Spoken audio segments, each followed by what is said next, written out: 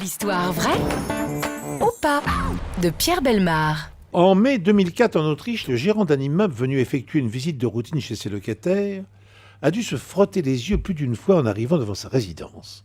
Sur le trottoir, il aperçut deux jambes qui sortaient d'une fenêtre d'un appartement situé au sous-sol. On se croit dans un film d'Olivier Marchal. Et les deux jambes restaient irrémédiablement immobiles.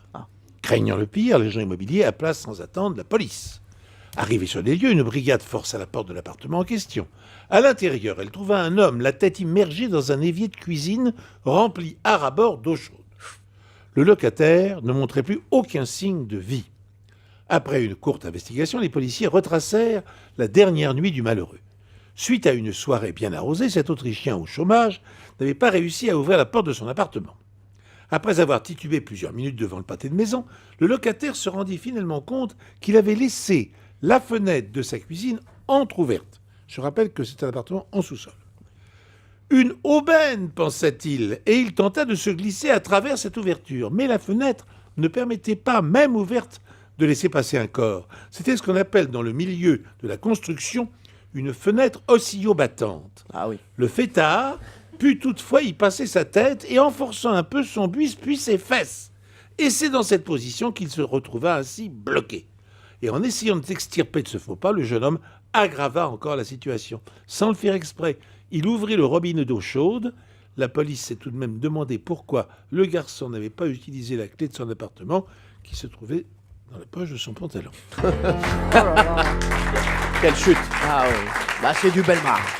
C'est du Bellemare dans le phrasé, c'est du Bellemare dans la chute. C'est du Bellemare. Tac tac badaboum. Bravo Bellemare. Alors, est-ce que cette histoire est intégralement vraie ou pas? On va demander à Laurent Guimier son avis. Bah oui, la chute le prouve, c'est tellement incroyable et idiot que j'y crois forcément. Merci, Ah oui. merci, incroyable et idiot, et il me regarde. Merci.